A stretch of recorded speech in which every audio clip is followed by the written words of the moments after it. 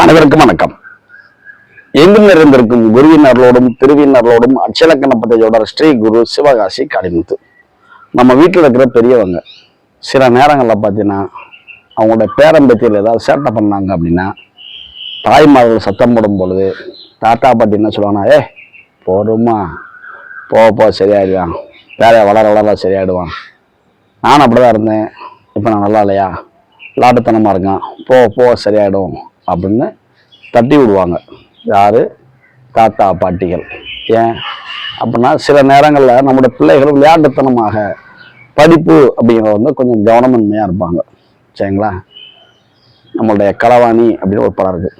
அதில் ஆடி போய் ஆவணி வந்தால் என் பையன் டாப்பில் வருவான் அப்படின்னு ஒரு தாய் அந்த படத்தில் வந்து சொல்லுவாங்க. அதுபோல் சில நேரங்களில் சில கோச்சார கிரகங்கள் நகழும் பொழுதும் நம்முடைய சுயஜாதகத்தில் நம்முடைய பிறப்பு கால லக்னம் அப்படிங்கிற இடத்துல இருந்து நம்முடைய இன்றைய வயதின் லக்னம் அட்சய லக்னம் அப்படிங்கிறது நம்முடைய ஒவ்வொரு 405 நாட்களுக்கும் நம்முடைய உடல்நிலை அப்படிங்கிறது வந்து வளர்வது போல நம்முடைய ஜாதகத்தில் இருக்கிற இயக்க நிலைகள் மாறும் அப்படிங்கிறதா அட்சய லக்ன பத்ததி யோட முறை. அட்சய லக்ன பத்ததி யோட முறை ALP.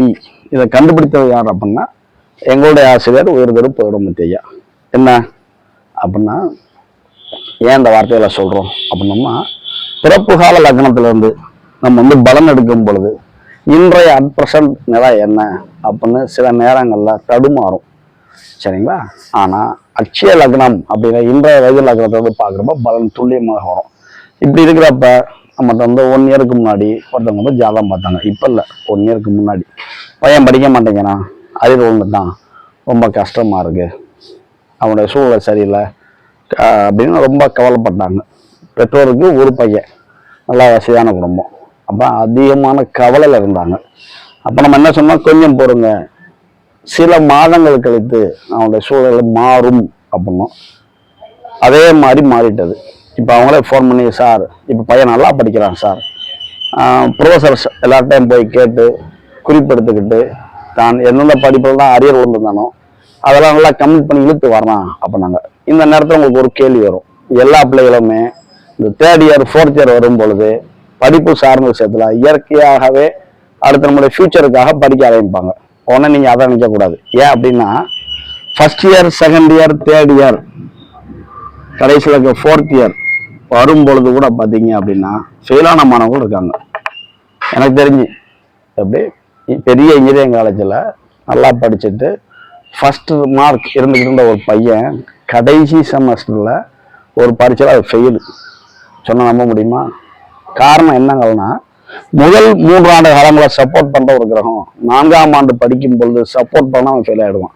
இதே போல தான் 1st year 2nd year 3rd year படிக்கும் பொழுது கிரகங்கள் வழிவிடாமல் இருக்கும் பொழுது 4th இயர் வரும் பொழுது கிரகங்கள் வழிவிட்டாங்கன்னா பாஸ் ஆகிடுவான். எப்படி பார்ப்போமா?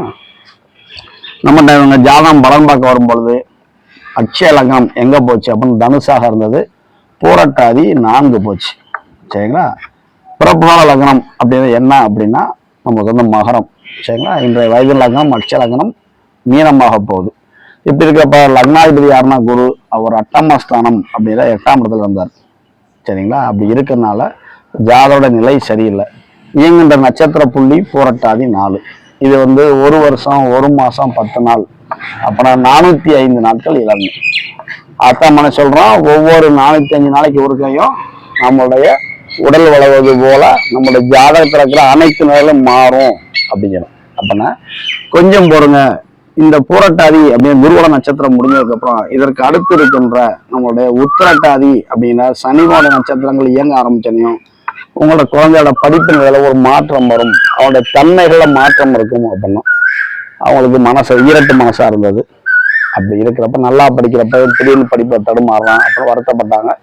சரியாயிடும், பொறுங்க அப்படின்னும். ஏன் அப்படி சொன்னோம் அப்படின்னா, சனி பகவான் அப்படிங்கிற ஒரு நட்சத்திரம் இப்ப இயங்க ஆரம்பிச்சிருச்சு. பையன் நல்லா படிக்க ஆரம்பிச்சான். எப்படின்னா இந்த அக்ஷரகணத்திற்கு 11 12 அப்படிங்கிற இரு ஆதிபத்தியங்கள் கொண்டவர் யாருன்னா சனி பகவான் அக்ஷரகணத்துக்கு 5ஆம் இடத்துல விட்டுருக்காரு. என்ன விசேஷம் அப்படின்னோம்னா, இயங்குகின்ற நட்சத்திராதிபதியாக இருக்கின்ற சனி பகவான் தன்னுடைய 10ஆம் பார்வையால இந்த 2ஆம் வீட்டை தொடர்பு கொள்றதும் 2ஆம் அதிபதியா இருக்கின்ற செவ்வாய் தன்னுடைய 4ஆம் பார்வையில சனியை தொடர்பு கொள்றதும் இங்க வந்து ஒரு முக்கியமான விசேஷமாக கருதப்படுது. இன்னொன்னு முதல்ல என்ன சொன்னோம், இயங்குகின்ற நட்சத்திராதிபதி குரு அப்படின்னோம். யாரு? குரு. நம்ம பொதுவாக பார்த்துருப்பீங்க, ஒரு டிராவல்ஸ் பஸ்ல போறப்ப, இப்போ ஒரு உதாரணத்துக்கு சிவகாசியில இருந்து சென்னை வரைக்கும் ஒரு டிராவல்ஸ் பஸ் போகுதுன்னா அந்த பஸ்ஸை திருச்சி வரைக்கும் ஒரு நபர் இயக்குவார். திருச்சி தாண்டனையுமே தன்னுடைய பொறுப்பை அடுத்த டிரைவர்கிட்ட கொடுத்து உறங்கிடுவார். நீங்க அடிக்கடி பார்த்துருக்க முடியும் இல்லையா? இதே போலதான் தன்னுடைய பொறுப்புகளை முதல்ல 1 வருஷம் 1 மாசம் 10 நாள் அப்படிங்கிற விகிதாச்சாரத்தை இயங்குகின்ற கிரகமாக இருந்த ஒரு குரு, அவர்தான் லக்னாதிபதியும். அப்படின்னா லக்னாதிபதியோட இயக்கங்கள் 10 வருட காலங்கள் 8 இருந்து செயல்பட போகுது. அட்பர்சன்ட்ல பூரட்டாதி 4 போறப்ப நட்சத்திராதிபதியாகவும் குரு இருந்தனால இயக்க நிலைகள் சரியில்லை. ஆனா இப்பொழுது அட்பர்சன்ட்ல பாத்தீங்கன்னா சனி பகவான் அப்படிங்கிறவர் ஹேண்டில் பண்ண வந்துட்டாரு. அவர் 5ஆம் வீட்டுல விட்டுருக்கிறாரு. அப்படி இருக்கனாலே அவருடைய தன்னுடைய 10ஆம் பரல செவ்வாய் தொடர்புறாரு. செவ்வாய் ஏன் தொடர்புறாரு? அவர் தான் 2ஆம் அதிபதி. இந்த செவ்வாயும் தன் பார்வையில நம்முடைய இயங்குகின்ற நட்சத்திராதிபதியா இருக்கின்ற சனி பகவானை தொடர்பு கொள்றதுனால பையன் படிக்க ஆரம்பித்து விட்டார். சரிங்களா? இப்படி இருக்கும் பொழுது குரு 8லாம் இருக்கிறாரு. 8ல குரு 2 பார்ப்பார்ல, அப்படின்னு திரும்ப படிப்பு தடைபடும்ல. அப்படின்னா ஆமா இல்லைங்கள, ஆனாலும் கஷ்டப்பட்டு கடினப்பட்டு ஜாதகர் அப்படிங்கிற குரு அவர் எங்க இருக்காரு? பிரச்சனை இருக்கிறாரு. ஏன் அரியர் விழுந்துட்டார்ல, அந்த அரியரை கிளியர் பண்ணோம்ல. அப்பனா போராடுகிறார். 8 அப்படின்னா போராட்டம் அப்படின்னு அர்த்தம். அப்பனா முந்தி இருந்த நிலை சரியில்லை. இயங்குகிற லக்னாதிபதியும் நட்சத்திராதிபதியும் அட்டமஸ்தானத்தில் இருந்தனால ஒன்றும் செய்ய முடியல. இப்ப என்ன, அது சேஞ்சிங் கிடைக்குது. எப்படியே டிரைவர் சேஞ்ச் ஆகிற போல சனி பகவான் அவர் யாரு? 11ஆம் அதிபதி, விரையாதிபதி அப்படின்றது. இந்த விரையாதிபதி 2ஆம் இடத்தை பார்க்கறனால அங்க என்ன ஆகுதுன்னா படிப்பு சார்ந்த கோச்சிங், படிப்பு சார்ந்த நேரத்தை செலவிடுதல், தூக்கத்தை குறைச்சிக்கிறது. இப்படி குறைச்சிக்கிட்டு படிப்புல ஜாதகர் கவனம் செலுத்த ஆரம்பித்து விட்டார். ஏன் அதை சொல்றோம்? சனி பகவான் அங்க வந்து இயங்குகிறார். சரிங்களா? அப்புறம் சனி பகவான் அவருடைய நட்சத்திரம் போறனால இந்த தன்மை இருக்குது அப்படின்னு ஒன்று முடியும். அப்படி இருக்கனால நம்ம என்ன புரிஞ்சுக்கலாம் அப்படின்னா, ஒவ்வொரு தடவைக்கும் சரிங்களா படிப்பு அப்படின்றது சில நேரங்கள்ல சில தடுமாற்றங்கள் இருக்கும். போராட்டக்கு பாருங்க, இந்த அச்சகத்துக்கு 2க்கு 6ஆம் வீட்டுல கேது பகவான் இருக்கிறாரு. சரிங்களா? அப்படி இருக்கனால இங்க வந்து படிப்பு அப்படி வந்து கொஞ்சம் தடைகள் இருக்கத்தான் செய்யுது, இல்லைன்னு நான் சொல்லலை. ஆனா ஜாதகர் ஜெயிச்சிருவாரா அப்படின்னா, இந்த சனி பகவானோட இயக்கத்தின் காரணமாக ஜாதகர் தன்னுடைய படிப்புல இருந்து தன்னுடைய பிரச்சனை வந்து தற்காத்து கொண்டு செல்ல முடியும் அப்படிங்கிறதும், ஜாதகர் அப்படிங்கிறவரை இயக்குகின்ற நட்சத்திரமா இருக்கின்ற சனி பகவான் 5ஆம் வீட்டுல இருக்கனால குலதெய்வ கோயில இருக்கிற காவல் தெய்வத்தோட பரிபூர்ண அனுகிரகம் கிடைக்குது அப்படிங்கிறதும். சரிங்களா? இதே தர்மல பாத்தீங்க அப்படின்னா சில நேரங்களில் ஒரு பிளஸும் உண்டு, ஒரு மைனஸும் உண்டு. பிளஸ் எல்லாரும் சொன்ன கதை என்ன சொன்னோம்? இப்படி இருக்காரு அப்படி இருக்காரு, இப்ப அப்படி இருக்கிறாரு அப்படின்னு நம்ம சொன்னோம். மைனஸ் என்ன? அவர் 5ஆம் வீட்டுல இருக்கிறாரு. 5 நல்ல வீடு தானே அப்படின்னா ஆமா நல்ல வீடு தான். இது பருவ வயது அப்படின்னால காதல் வயப்படக்கூடிய தன்மை உண்டு. ஏன் அப்படின்னா அவர் வந்து 5ஆம் அதிபதியோட சேர்ந்து இருக்கிறாரு. அப்பனா இங்க காதல் அப்படிங்கிறது உருவாகும். அப்படி உருவானா அதை வந்து தடுக்கக்கூடாது. சரிங்களா? தடுக்காம இருந்தா சில நேரத்தில் பூஸ்டர் படம் சொல்லுவாங்கல்ல, கண்ணின் அதாவது பெண்களுடைய கடைக்கண் பார்வைப்பட்டு விட்டால் அப்படி ஒரு வார்த்தை இருக்குல்ல, அது போல காதல் அப்படிங்கிறது உருவாகும்.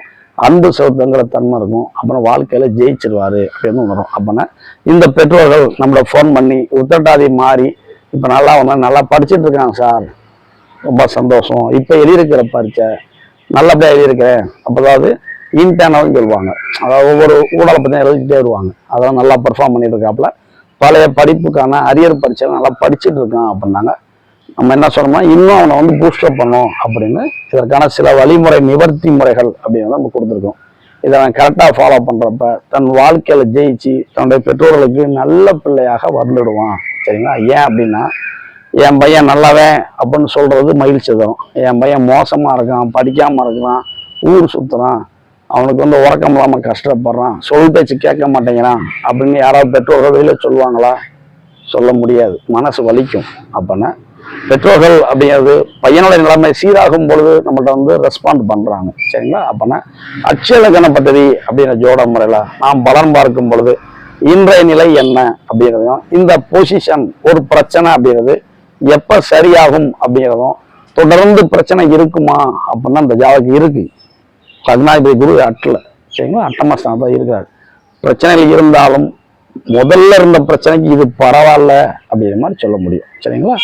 ஒரு பிரச்சனை வந்து தப்பிச்சு இன்னொன்று வந்து நம்ம தன்னைத்தானே சரி பண்ணக்கூடிய நிலைமையில ஜாதகர் வந்து விட்டார், தன் நிலையை மாற்றி கொண்டுள்ளார், பழைய இயக்க நிலையில இருந்து இப்ப மீண்டு வந்திருக்கிறாரு அப்படின்னு வர முடியும். இப்படித்தாங்க பல விதமான சூழலை வந்து பல விதமாக பல கோணத்துல வந்து நம்ம வந்து ஆய்வு பண்ண முடியும். சரியா? அப்படி இருக்கனால இப்படிப்பட்ட அற்புத ஜோடமுறை உங்களுக்கு ஏதாவது தேவை அப்படின்னா நம்மளுடைய நம்பர் 9843781788 இந்த நம்பருக்கு அஸ்ட்ராலஜி கன்சல்டேஷன் வாங்கிக்கோங்க. நம்ம சேனல் லைக் பண்ணுங்க, சப்ஸ்கிரைப் பண்ணுங்க. சரிங்களா? அனைவருக்கும் நன்றி. வாழ்க வளமுடன். இந்த நாள் இனிய நாள். அனைவருக்கும் நன்றி.